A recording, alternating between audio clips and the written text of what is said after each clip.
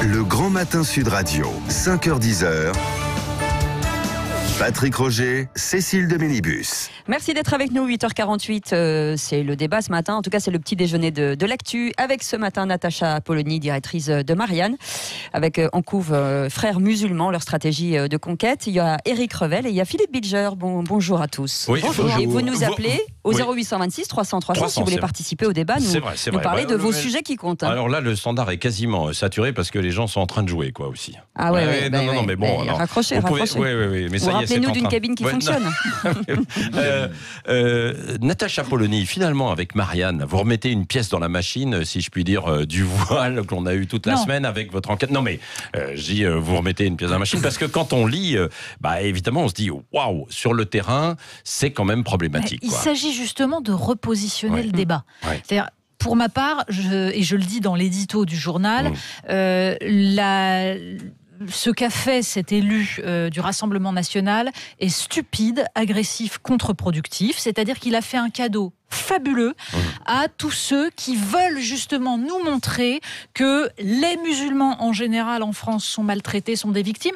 Et évidemment, ça a marché. C'est-à-dire qu'il y a des images. Ces images sont immédiatement récupérées par le comité contre l'islamophobie en France.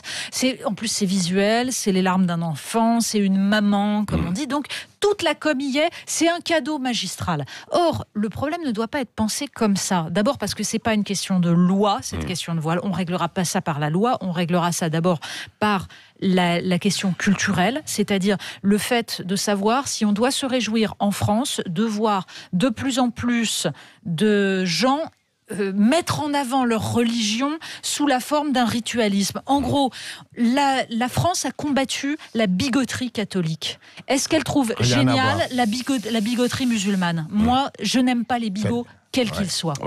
Philippe Bilger. Non, moi je suis pas du tout d'accord. C'est-à-dire que l'attitude de Julien Audoul a suscité une indignation générale. Ensuite, on a vu que la femme Fatima avait des visées politiques, tout l'a démontré à la suite de cela, mais je suis frappé de voir que l'indignation à l'encontre de Julien Audoul n'a pas empêché qu'un vrai débat se développe sur le voile et les sorties scolaires. Et donc, on peut détester l'attitude qu'il a eue, même si à l'évidence, la femme avait une visée politique, mais je crois qu'en définitive, le débat sur le voile est plus que lancé. On attend que le président de la République ait des idées claires et nous les donne. Oui, alors moi, Éric Revel. Moi, j'en parlais à Natacha. Moi, je suis fasciné par cette une de Marianne, mais dans le bon sens. C'est-à-dire que je trouve qu'on est en train de s'auto-censurer tous les uns les autres. C'est même pas un problème de réseau social, c'est simplement on a le sentiment qu'on ne peut plus rien dire sur cette religion. Moi, je rappelais une toute petite chose, vraiment il faut l'avoir en tête, c'est que lorsque Laurent Fabius était président de l'Assemblée nationale, c'est pas si vieux que ça finalement, eh bien un prêtre une bonne catholique et une religieuse avaient dû retirer pour assister au débat à l'Assemblée nationale la croix et le voile. Ils avaient été obligés de retirer la croix et le voile. Aujourd'hui, on est focalisé sur cette affaire. Mais attendez, mais ça veut dire que la société française a évolué, à mon sens, de façon dramatique.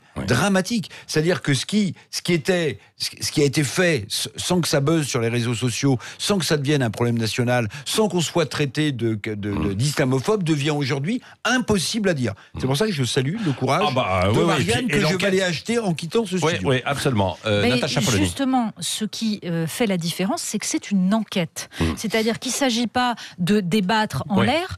Nous avons des journalistes, 3 journalistes, Alain Léautier, Adrien Matou, Erwan Seznec, qui ont travaillé sur le terrain. Vous avez des reportages et c'est donc un décryptage de la stratégie de cette confrérie très particulière que sont les frères musulmans, qui sont de plus en plus implantés en France et qui, justement, utilisent une technique qui est très bien expliquée. C'est-à-dire que leur but, c'est de faire pression sur les musulmans, l'ensemble des musulmans en France, pour les attirer vers un islam rigoriste. Et l'idée, il y a eu aussi, d'ailleurs je le signale, il y a 2 jours, un article formidable dans Le Soir de Bruxelles sur le travail de 2 chercheuses au CNRS qui ont analysé des groupes de discussion entre femmes musulmanes.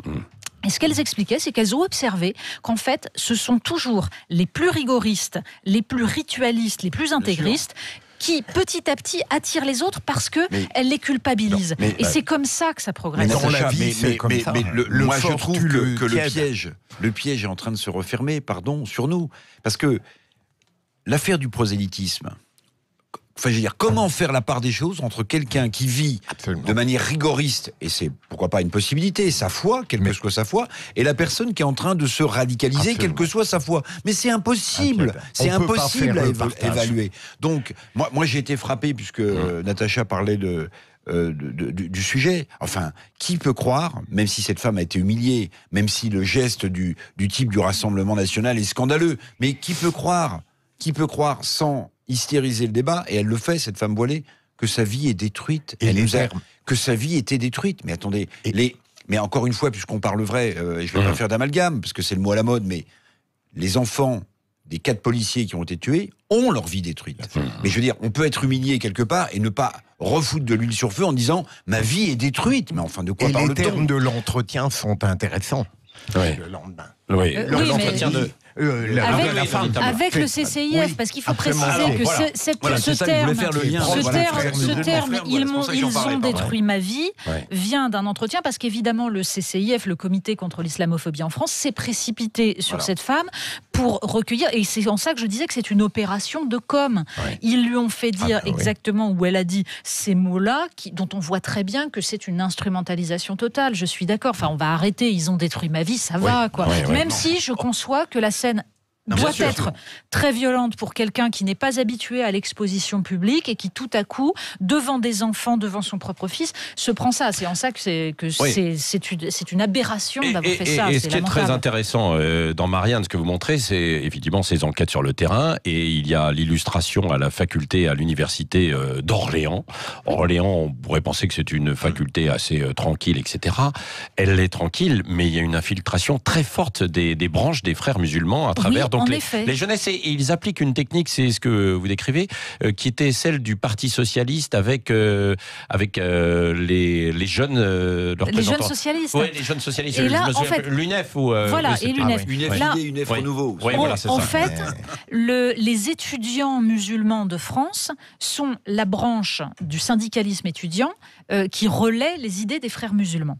Et ils ont une façon d'arriver dans les facs qui est très discrète, justement, ce qui est la stratégie des frères musulmans. On ne met pas en avant d'abord la religion, on fait du social, on montre qu'on va rendre service, mais tout en expliquant que, en fait, il y a du coup un donnant-donnant. C'est-à-dire c'est un remerciement. Donc c'est du clientélisme pur. Vous distribuez des paniers repas, d'ailleurs subventionnés par l'État en fait.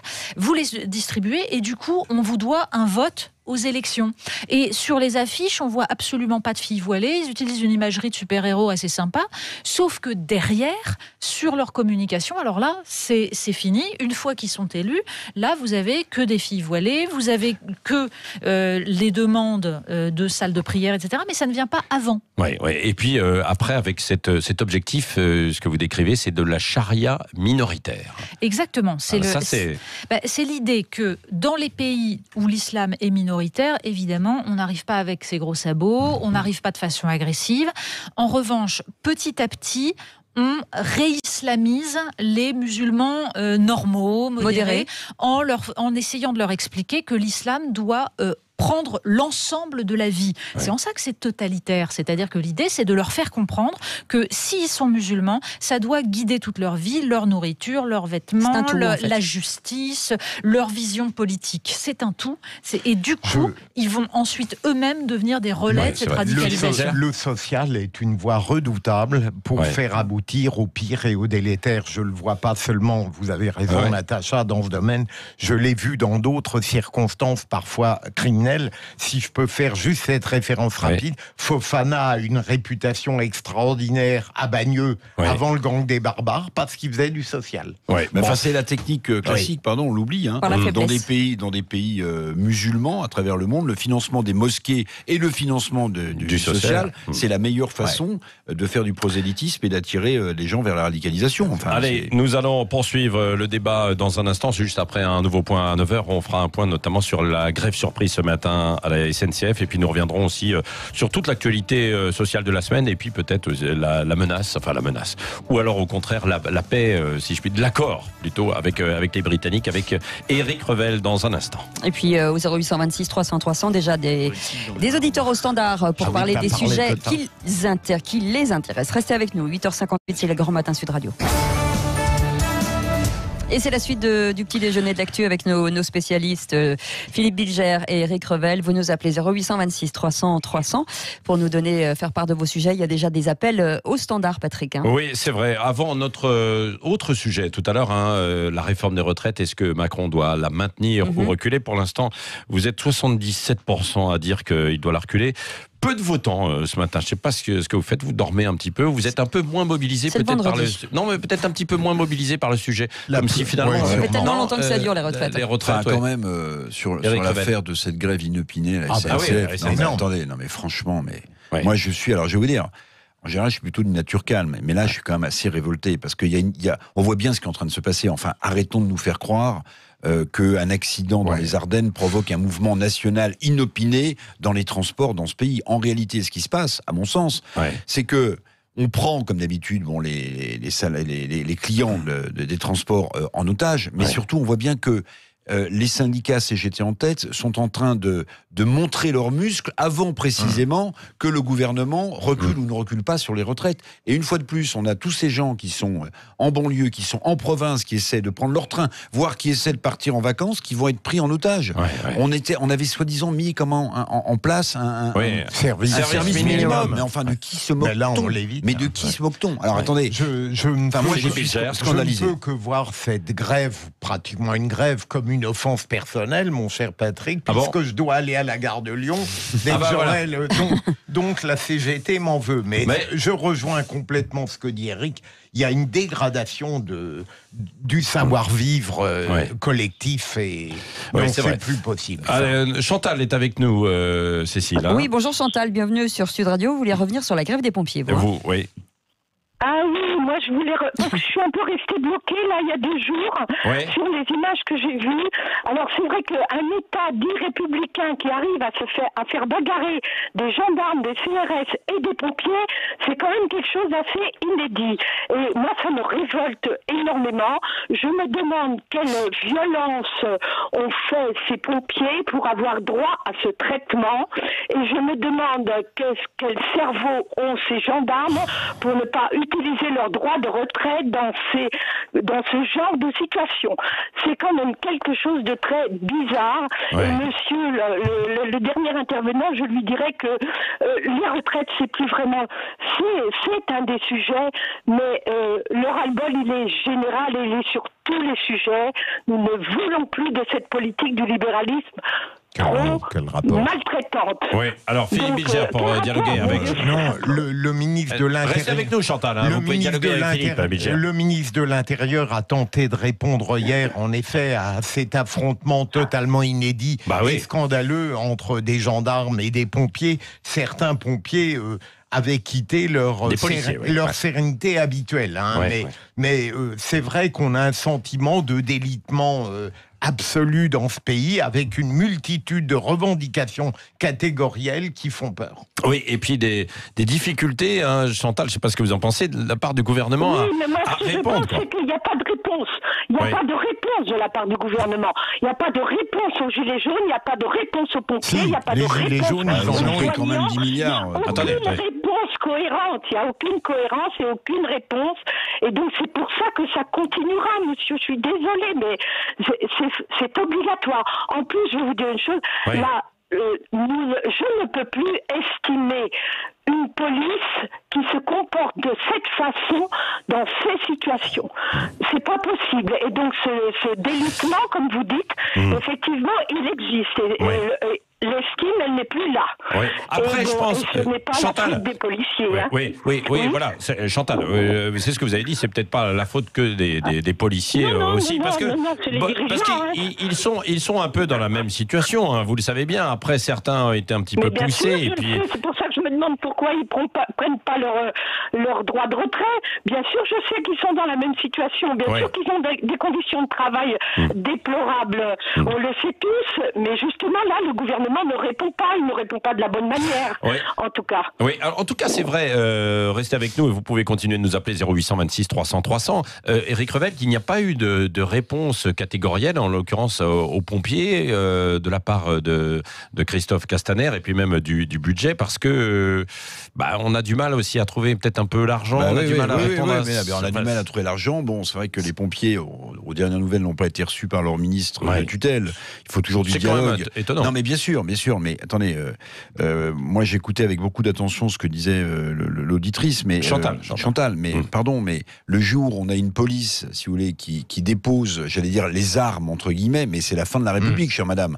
Le jour où vous n'avez plus un service d'ordre qui agit sur ordre, c'est-à-dire que le pouvoir, effectivement, pour des bonnes, pour des mauvaises causes, lui demande d'intervenir. Mais le jour où la police, vous avez dit, exerce son droit de retrait, mais alors enfin, c'est l'anarchie totale. Alors si c'est ça, c'est le risque. Attendez, il faut quand même le dire. Alors c'est vrai que les images nous ont choqués, de voir des pompiers matraqués, prendre des coups de flashball par la police. C'est vrai que tout ça participe au climat, mais d'extrême tension dans ce pays. Mais enfin, le jour où il n'y a plus de force de l'ordre dans le pays, je veux dire, la République saute. Il n'y a plus de pays. Oui, c'est vrai. Non, mais d'autant plus que Christophe Castaner s'est défaussé très habilement à propos des pompiers sur les maires. Oui, en disant que c'était aussi de la responsabilité des maires. Oui, et David Lisnard a réagi. Oui, il s'est défaussé un peu hier soir. Et d'ailleurs, on en reparlera tout à l'heure avec Rémi Pernolet. C'est un flop absolu, cette émission. Ah bon, dommage. Vous étiez le seul devant la télé pour la regarder, visiblement. Mais moi, j'ai tendance à défendre les gens qui sont lynchés. Et donc, Castaner, au bout d'un an, le bilan n'est pas catastrophique. Ah bon? Ah non, pas du tout. Pourquoi? C'est-à-dire, pensez, Patrick, si on ne faisait le bilan des médias qu'à partir de leurs erreurs. Eh bien, je peux vous assurer que ce ne serait pas brillant. Oui, mais c'est pas tout à fait la même chose, parce qu'ils sont là dans le commentaire, ils ne prennent pas des responsabilités. Je vous l'accorde. Ils n'ont pas été élus. Tout de même, il n'a pas été médiocre sur tous les plans. Non, mais je dis pas, je dis pas ça. Vous êtes beaucoup plus nuancé comme d'habitude. Évidemment, comme d'habitude. Non, mais vous le savez. Historiquement, le poste de ministre de l'Intérieur est toujours super exposé et très peu populaire quand même. Si vous regardez un peu la ribambelle de ministre de l'Intérieur que nous avons eu, il n'y en a pas quand même, si vous pouvez m'en citer un. Sauf le premier mandat de Sarkozy. Oui, peut-être. Mais premier, sinon, je veux dire, le ministre de l'Intérieur, par définition, c'est quand même un poste exposé et pas du tout populaire. Oui, c'est vrai. Merci beaucoup, Éric Revel, Philippe Bilger et Natacha Polony qui étaient avec nous tout à l'heure. Je vous recommande la lecture justement de Marianne, Frères musulmans, leur stratégie de conquête. C'est une bonne enquête. Et puis nous surveillerons, Éric Revel, ce week-end, évidemment, ce qui va se passer du côté de Londres, puisque l'Europe est suspendue au vote du Parlement britannique et on en tirera les conséquences ce week-end et lundi matin.